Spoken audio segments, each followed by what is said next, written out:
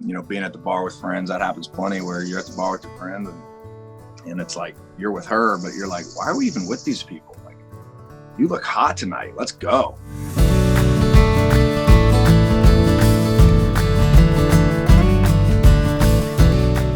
Hey everyone, it's your girl Emily Curl with iHeartRadio, and today we're going track by track for Chase Rice's new album, The Album. We're of course joined by Chase Rice. Chase, how are you? Thank you so much for being here. Yeah, I'm good. I'm at my farm chilling for a little bit before the world gets crazy for us again. So I'm good to be relaxing today. Yeah, how's life been for you lately as we gear up for everything opening? It's weird. I mean, it's just you tour for 8 years, you get used to that, being on the road. Then you take a whole year off and you're home, and now I'm finally used to that. Now it's like, nope, you're going back on the road. It's just been weird. It's been a roller coaster. It's been a roller coaster with this album. But live shows are back, and I'm very, very happy about that. Interesting you say a roller coaster with this album. What do you mean by that? Well, it's in parts. It's in 3 different parts. That was designed. Originally, I think it was going to be 4 parts. We changed it to 3. We changed pushing part 2 came way later last year than it was supposed to. And then when it finally was coming to an end of the year last year into this year, I was like, man, I'm writing so much different stuff now. Because the stuff I'm writing about now, I wrote, it's about the times that I had last year while off the road, and everything that I had before from the album was written, while I was on the road and while I was going. So that's why I wanted to wrap it up. I wanted to wrap it up, be done with the album, put it out, be fine, have it be finalized in 3 parts. And so it just got sidetracked because of last year and how it happened. But I'm excited that it's finally complete. Me too. And now it's called The Album. Why did you want to name it The Album? It kind of happened by accident, really. It was everything we were messaging, everything we were, texting, email, whatever, to my label, to publishers, to management was, hey, what do you think about this for the album? What do you think about this for the album? So we just kept saying the album, and I there wasn't a song where I was like, man, it needs to be named after this. So it just seemed simple to me. And it's funny, I was watching Jimmy Kimmel, and he was introducing it, and he was like, Chase Rice's new album, The Album, and he just paused. He was like, wow, he named it The Album, and he just kind of made a little joke there. It's just funny, man. It just naturally happened, but I think it's perfect. I love the name. I love it. Let's jump in and go track by track. So starting with track 1, we have American Nights. Tell me a little bit about the inspiration behind this one and why you wanted this to be the lead, track 1. Yeah, it just felt like a show opener, which if you're going to show opener, to me should be an album opener as well. And it happened I was in Florida celebrating Eyes on You with my manager, and we were doing this huge celebration with Jack Daniels. And as we were going from the airport, from the plane to the boat that we were going to be on, he played that song. That's a band that he manages called The Night Game. And so when he played it, I'd heard it before, and I was like, you're a couple jacks deep, and we was just like, man, why don't I cover this? Last time we had this conversation was a song called Ride, and that worked really well. But I love this song. I love the style of it. And, we hit up Martin on the way to this celebration for Eyes on You, and he was like, hell yeah. And then 2 days later, he had the track built and sent to me and the key for my voice. So he kind of pushed that one along. It was like, in our minds, we were like, okay, that could be cool. But then 2 days later, you get the track completely produced. And I was like, oh, You're man. Done. I guess we're doing this. All right, let's go on to track 2, Lonely If You Are. This is one we all know. We love this one. Tell me a little bit about the creation of this one. It was actually Hunter Phelps' idea. It was the first time I'd ever written with Hunter. And so in my mind, I'm like, oh, I've had a couple hits, and I've never written with Hunter. I don't even know who he is. He better throw out the idea. I'm being stubborn. And he did. He said, man, I got an idea, Lonely When You Are. And I was like, okay, what do you mean by that? Like, and then for whatever reason, I switched. I was like, man, what if it's Lonely If You Are? Like, if you're lonely, if you're hanging out with your friends, when everything is said and done, it's not really a booty call song. It's more just like, hey, you're doing your thing, I'm doing mine, which is the way I love my relationships. It's like, you got to have your own life, do your thing. But, if you get lonely, hit me up. I'll be over. Which I felt like was the perfect song, especially too, thinking about this last year, where we all were like maybe a little lonely in our worlds, everything shut down. But now that things are opening up, I'm hoping we're all going to be a little less lonely, right? How do you think like dating and relationships are going to change, especially like in this like post-quarantine world? I think it's going to be absolute mayhem. I believe that. There's been people cooped up. What this has done, this has either brought a couple together and been amazing, or it's absolutely, I've heard of a lot of relationships being shredded apart by this thing. So there's a lot of shifting and moving going on the next 12 months. I have no doubt. Truly. I mean, I relate to that because especially going on to track 3, your song Everywhere, where I went through a breakup during the pandemic. So now it's time. It's like, okay, we're all getting wild this summer. But anyone who's gone through a breakup knows the feeling of, seeing someone everywhere, even when you don't want to see them. So was this a personal experience that you went through, and what was that like for you? Yeah, there's a couple songs about her on the album, and Everywhere was a song I'd actually written. It's interesting because I started it about an ex before this, who it's actually about. I started it there and it was completely wrong. I wrote it by myself one night. So I bring that to Zach and James, and I think they were a little thrown off at first because I already started. It was about one relationship, and I was like, man, but I'm feeling it now. Like, I need to finish this for myself. And like, can't even watch a Red Sox play without seeing you in that hat and your pretty face. Like, that's the line that I pulled, Chase. That's the line I pulled. I was going to ask, have you been able to watch a Red Sox game since then? Yeah, I can watch the Sox play now. We're actually good. She's an awesome girl. She was in med school, and it just wasn't the right time. I'm on the road. She was going to med school. So, but it doesn't make it any easier. It actually makes it harder when the relationship is good and you break up. It's like, damn, why? And why did we timing's do this everything again? too. Yeah. Well, then we go on to Best Night Ever. So this truly sounded like the best night ever. Was this an experience that you had? Tell me about this one. Yeah. It's this farm that I'm on is a special place, and it was Matt Jenkins and Krista Stefano. I wrote this with them, and it was Matt's idea. And to be honest, I was like, Best Night Ever just seems too easy. Like, that's just a title that anybody could write. But I'm a big Blink-182 fan as well, like, and the pop punk rock world. So it's like, Best Night Ever. It just seemed kind of like that, and that's where we pulled that from. But yeah, I wanted the experience. For me, the best nights ever are right here on my farm. It's with friends, it's with a girl, whatever the situation is. And there was one night. I mean, there was a double rain. I'm driving around. It just rained. We're driving around in my Honda side-by-side, and we get down to the river.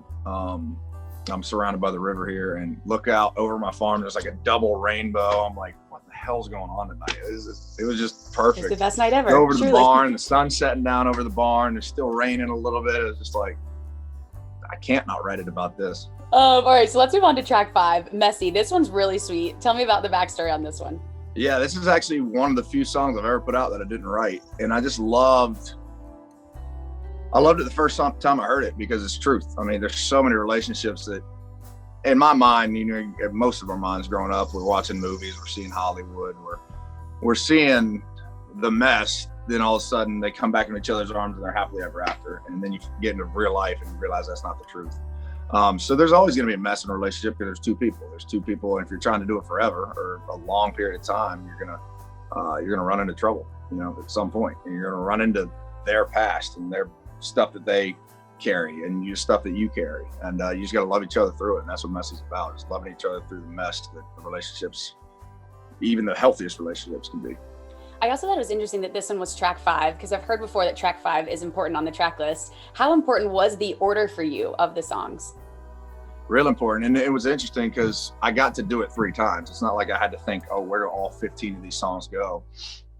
It was, where do these 7 go? Where do these 4 go? Where do these 4 go? Mm-hmm. So I was not only just having to piece the tracks together, I was also having to piece what song goes on which part. So that it was a complicated process for me on this record, but it was a fun one. I just like to hear it. And it's going to change for my next record, the process, because I'm doing some different things now. But I like to hear it. I like to play it and just hear, like, what do I want to hear next? And for me, after the list that we'd gone through, is like, I think it should be slow down right here with Mess. So then we go back to track 6, In the Car. Again, I like this one because I feel like it gave me such a distinct visual of like being in on a Saturday in a car in July with the best playlist, windows down, full road trip vibes. And I know it's kind of different, in the song. Tell me a little bit about what this one inspired for you. Yeah, I wanted to pick it up after Messy for sure. It was a live feeling song, which is insane that last year happened the way it was, because I did drive-in concerts to cars. If you'd have told me 10 years ago getting into this, you're going to open for Chesney, you're going to sell you're going to open for Garth, you're going to headline a bunch of your own shows and sell this many tickets, and then you're going to take a year and you're going to sing to people while they're sitting in their cars at drive-in theaters. I'd be like, what? well, what happened to my career? What happened? That's not good. And turns out it was an awesome experience because, and I played that song every night because it's just like, this is what we're doing. But the coolest part about the experience was it was me and a guitar. I went back to me and a guitar for an entire year, playing smaller shows, playing huge shows, but to people in cars and spread out and all that stuff. And it was just, it made me better. It made me more driven. It made me realize how much more I love having my band some nights. But it also made me realize how much I love playing with just me and a guitar. And it made me a better player. It made me a better entertainer, made me a better songwriter because now I'm writing guitars again. So in the car was perfect for last year and what happened. All right, next up we have track 7, Forever to Go. Again, I feel like this is another fan favorite. What's been the fan reaction to this one? It's been huge. It's this song Jeff Warburton sent me. I was actually in Japan and learned to play the song in Japan on this little Yamaha guitar. And it's just an awesome song. To me, this should have been a single. Unfortunately, songs on radio are just taking so long right now that great songs get missed. And this was going to be a single actually before Drink a Beer, Talk About Amen, Beat It Out. And it's just to me, it's one of the best songs I've ever put out. It's got an awesome guitar lick. It's got awesome melody. It's got awesome lyric. It takes you to a certain place, and that's it's just a real special song. And I wish it wasn't a single. Track 9, Break Up Drunk. This is one of my other favorites. Now, I've never broken up drunk, but I can't imagine that this goes well. But I did like this song. Tell me about this one. One of my top favorite songs on the record for sure. And I've been opening my shows lately with Break Up Drunk. So I came up with the idea when I did Break Up Drunk one night. I said it out loud to her. I was like, because we'd broken up a couple times. And I said to her, I was like, every time we break up drunk. Like, what are we doing? Let's just end this thing. And as soon as I said it, I'm like, all right, well, this might suck right now, but I'm at least writing that down. And then I got out of the relationship and I didn't want to write another sad song about it. I was just tired of sad songs.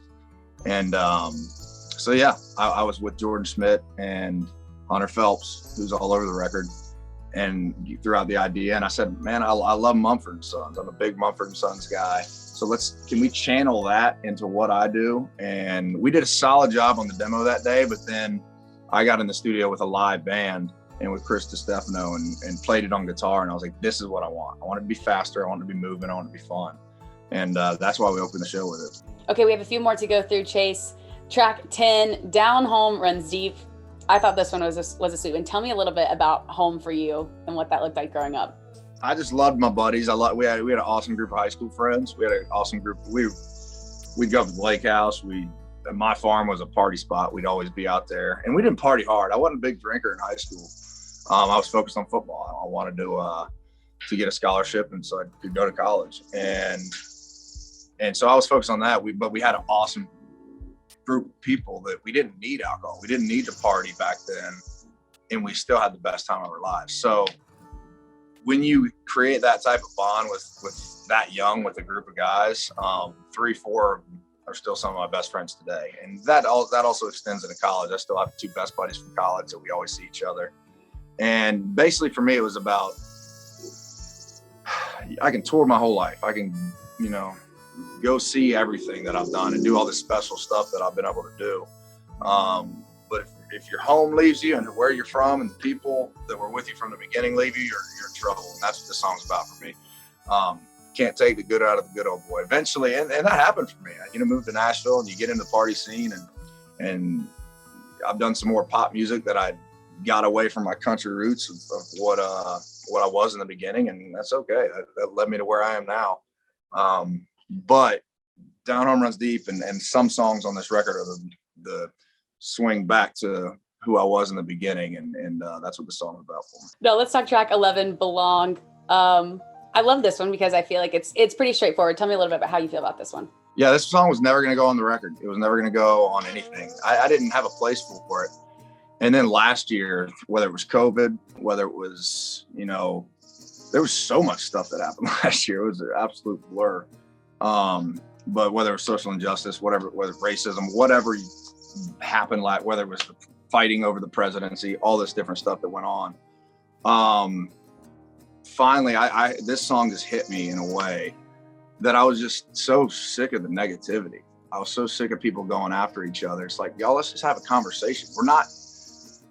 We're in this thing together, whether we like it or not, whether we're Americans together, whether we're the world together, we're in this thing together.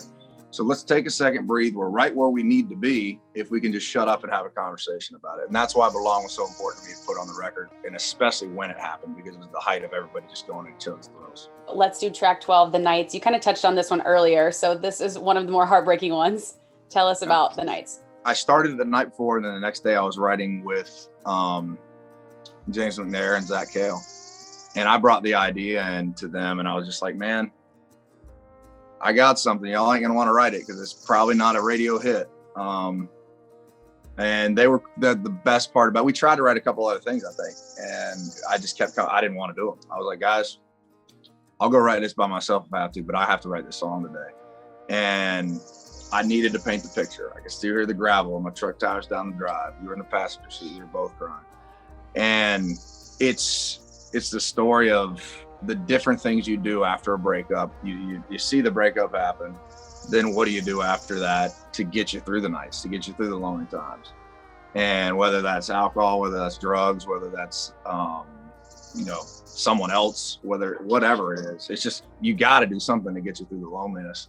And then all of a sudden social media is a thing these days, a huge thing these days. And you're looking at her stuff, you're putting stuff out there, trying to let her know I'm okay over here, whatever it is. Everybody has their own thing with social media, which is extremely unhealthy, but we do it. And that's what this is about. And the thing that wrapped it around for me that made it so strong was like, what really gets you through the nights? And it's the fact that, hey, P.S., I still love you. It's like, that is what's really holding me together at that time. Track 13, Bedroom. This one is obviously fire. Tell me a little bit about this one. This is the only song that I wrote during the pandemic that's on the album. The rest of them were all free that I wrote before. But it's just, when you have that special someone at home, and you don't have to just be music. It can be, you're gone traveling for the week. You're gone for the day, whatever it is for your particular situation. But for me, it's you're gone on the road. You're gone for 2-3 weeks at a time. It's like, that starts building up. It's like, man, I'm ready to see her. And this particular song, we use the example of, being at the bar with friends. That happens plenty, where you're at the bar with your friends and it's like, you're with her, but you're like, why are we even with these people? Like, you look hot tonight. Let's go. And you get out of there. And that's what it's about. It's about getting home. And to me, that's what that should be. It should be passionate. It should be intense. Otherwise, it's just boring. That's not the way I like to live my life. So bring the passion, bring it. If you don't make it to the bedroom, that's okay. Another summer mood. Love it. Okay, 2 more for you. Track 14, If I Didn't Have You. I love this one because I feel like you said, this could relate to a lot of people. It could be about a partner, a friend, a family member. I feel like there's lots of different things. Tell me a little bit about who inspired this one for you. Yeah, or it's pretty appropriate right now. Like, it could be about fans. Like, we haven't had them. They haven't had us. Like, it's been a year apart. So it's a cool song because it isn't just about one particular thing. You can make it about what it is for you. But I wrote it 4 or 5 years ago at hunting camp with Channing Wilson and Jonathan Singleton. And it's just, I loved the song. I always loved it, and I always thought it should be on a record. I just didn't know where. And finally I was like, man, this song is awesome. I'm done waiting. Let's put it out. And I actually had Jimmy Robbins and Jonathan Singleton help produce it as well, because Jonathan's just an unbelievable writer. He's also a great producer. So let's finish this thing up together. And I wanted to be, full band. I didn't want to be programmed. I wanted to be how I would play it live with the band. And that's what we did. We dug in, and we didn't see each other the entire time through this process because it was during COVID. So we were just messaging back and forth. We had the band sending stuff. We had drummers getting on, playing different parts and stuff. So I just love it. I always loved it. I played it live a couple times a few years ago. Fans seemed to really like it when I did it. So it's one of my favorite songs that I've probably ever put out, because it's just so, it's just real. It's just, and it's fun. It makes you smile when you hear it. And that's one of the songs I'll play in my truck that I'm like, hell yeah, turn this up, of my own music, which I don't do all the time. Sure, Chase, you're listening to the album, we know, on repeat in your truck. We know that.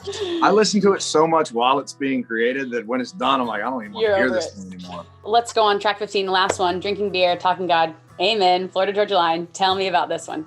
Oh man, this song's huge. It's I haven't seen a song react this way since Ready Set Roll, and that's including the Nights. Like the Nights the Eyes on You. That's including Eyes on You. Like Ready Set Roll was massive in the beginning of my career, exploded. I couldn't believe it was in the 40s. I'm taking videos of crowds singing it like crazy. Eyes on You was my first number one, and that's reacted really well. But then all of a sudden, this song comes along. I think we're just now getting into the top 10, and I hadn't heard it all year because obviously we didn't play. So the first show we had back was Jacksonville, Florida, a month and a half ago now. And at that time, it was probably in the 20s, maybe 30s. And it was a weird vibe in the beginning of the show. Our set list probably wasn't right. People weren't sure how to react. I wasn't sure how to react. And then we played Drinking Beer, Talking God, Amen. It was like, oh my God, what just happened?